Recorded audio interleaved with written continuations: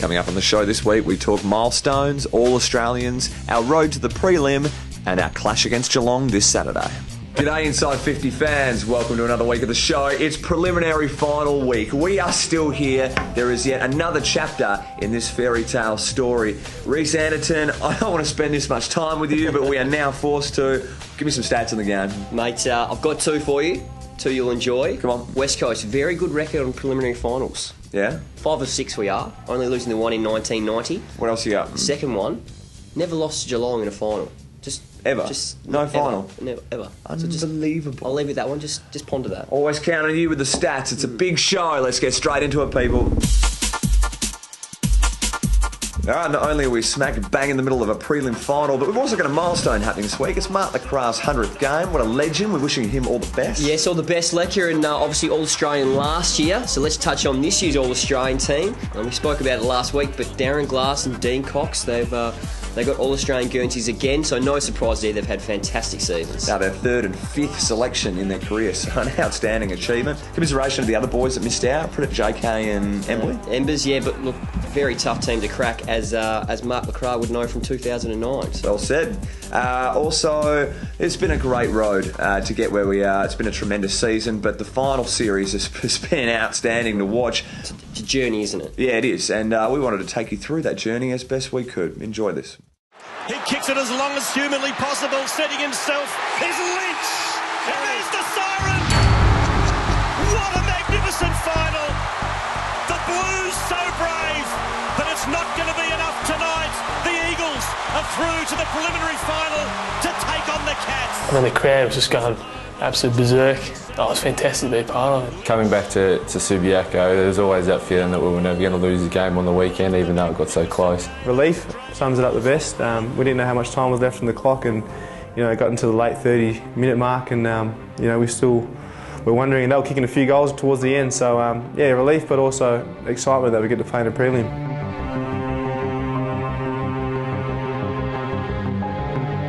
Going into the season, we probably thought finals was definitely on the cards. We knew what we had to do in the first half of the season, and we just focused on winning as many games as we could at home, and then trying to pinch a few when we went away, and we were lucky enough to do that. We've worked pretty hard in the pre-season.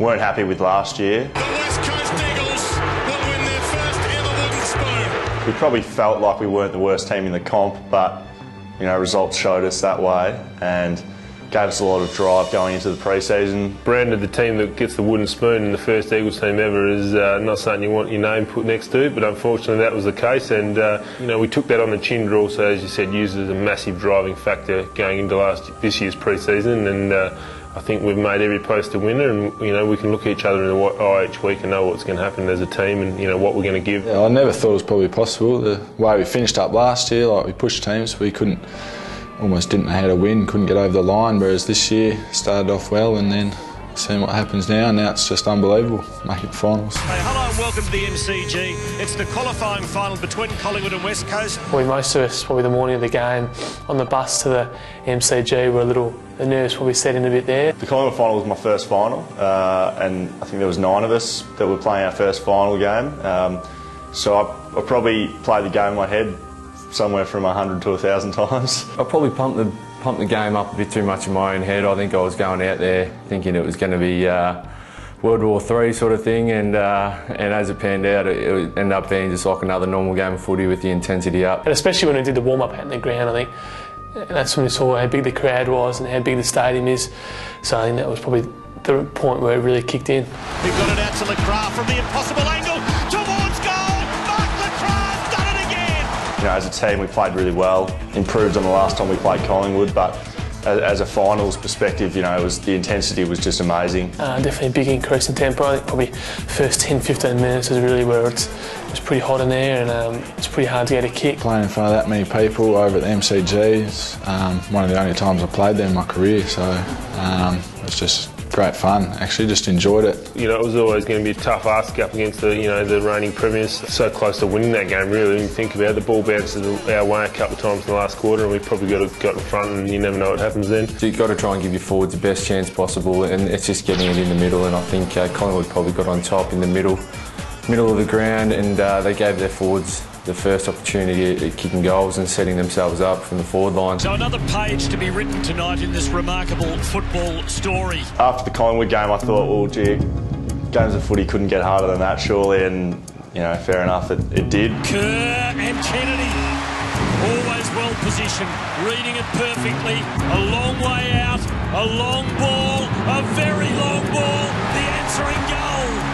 I think probably the Carlton game on the weekend stepped up a notch from even the Collingwood game. On a smaller ground, it's such a narrow ground, it's all pretty in tight and there's no easy possessions. And Carlton are a very disciplined team and run pretty hard. And especially when they were kicking the first few goals, it wasn't the greatest place to be. Yeah. To the 50. Here's an opportunity for Garland. He goes for home, and Garland's drilled it. Carlton jumped us early, so we're under the pressure the whole game. Oh, he never thought it was over. No, I thought it was going to come back. Kennedy did very well. Embley, Lecca from outside 50 feeds it in, and Darling, who kicked the first goal of the corner, kicks another. It's the loudest I've ever heard the crowd. I think our final home game against Adelaide, the crowd was doing the Mexican wave and stuff, which is pretty awesome. I think we've got probably, a very biased opinion, but we've got the best supporters in Western Australia and probably in the AFL. We've got very loyal supporters that stuck through us in hard times. Dygan has another crack, back of the pack. Handball comes out, Lecca, that could be the sealer. All the boys said that, the intensity just didn't drop off. Regular season, there's probably patches where the intensity drops a little bit. Seemed like on the weekend, 35 minutes into the last quarter, the intensity was still there. And then, it was tight to the finish. The last quarter just went forever. I reckon almost started the next game. Just a great result for the boys. We deserved to win that game, and for the siren to go was perfect timing. Saturday afternoon at the MCG, it is Geelong versus the West Coast Eagles. Boys, what do we make of it? No, it was a really quick turnaround. You're kind of pitching yourself now thinking, we're playing in a preliminary final. We just got to go and take our normal game and do what we normally do. We've beaten them in the past with our structures. It's not going to be like it's oh my God, we're in the grand final, we're completely shocked. I think it's something that we believe that we can do. There's a lot of belief in the group. If we get through this week, then get to the grand final and just the whole build-up. I've never really been there in Melbourne, so I've just heard it's a massive build-up, so I'm looking forward to all that. Something you'll obviously never forget, and I'm sure the old guys will really appreciate it, serving their last couple of years, and they'd love the experience. They've obviously been there before and would love to do it again. We're in a prelim final this year, which is a great result, so we really may as well make the most of it while we're here. And I think the team can push on for the years to come. And I probably won't be around to see all the success this team has, but hopefully I can stick around for another couple of years and just keep helping them growing. And I think they can go for a long time yet. Some fantastic footage there. The hairs on the back of my neck are all standing up. I'm tingling. I know, I'm just shaking still. Great. But in all honesty, it was an epic final. It would go down in history as a real classic. Real one to remember. How about all the Blue supporters turning out at Visy Park to watch the game? Got this footage. Yeah, a few of them. How's the West Coast supporter? It's like, where's Wally? He's there. He doesn't care. He's in the Lions den. I know, but great support from the Eagles there. We need more supporters like... I've just realised we didn't do the national anthem before the start of the show. We didn't do it? No, we didn't do it. Should we do it now? We should do it. Right, okay.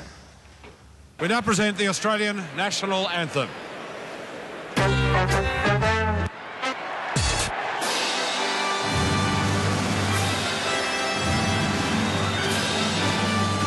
Did that just happen? That is really awkward. Mate, that is terrible. Our AV bloke struggling. Gone. Mate, there were plenty of great players once play did get underway, though, like Matty Pritis's 11 clearance, something of a hold. Nikoski's kicked 3 goals. Jack Darling's last quarter will go down in the history books as something very special. We could go on forever, but there are 2 other players we want to probably single out. But Josh Kennedy, I mean, what a fantastic effort. Obviously under duress, 10 disposals, 6 of those were inside 50. He kicked 3 goals and he had 4 tackles. He was unbelievable. It really was. And I'll tell you what, Woosha, everyone in the coach's box, they were about a minute away from pulling him, giving him the red jersey. They said, just give him 1 more minute to the medico staff, and he actually did some good things in that minute. Imagine if he didn't play. I don't want to. I know, genius move in the end. Yeah.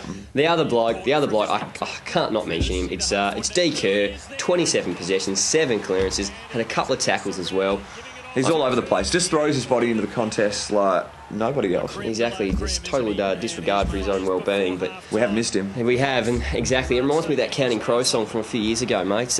Big Yellow Taxi. You don't know what you've got till it's gone. That is so terrible. I didn't know where you were going with that. So, look, anyway, I won't muck around any further. Let's have a look at the teams this week. Once again, we're at the Mecca, the MCG, West Coast taking on the Geelong Cats. It's 2:20 Eastern Standard Time. Looking at the teams, there is no change for West Coast, so going in with a settled lineup. As we've all mentioned, as we've all heard during the week, it is the battle of the Selwoods, Selwood v Selwoods, and Adam had an interview during the week, and this is basically what he had to say. Texted him this morning saying we're one day closer to smashing him on Saturday.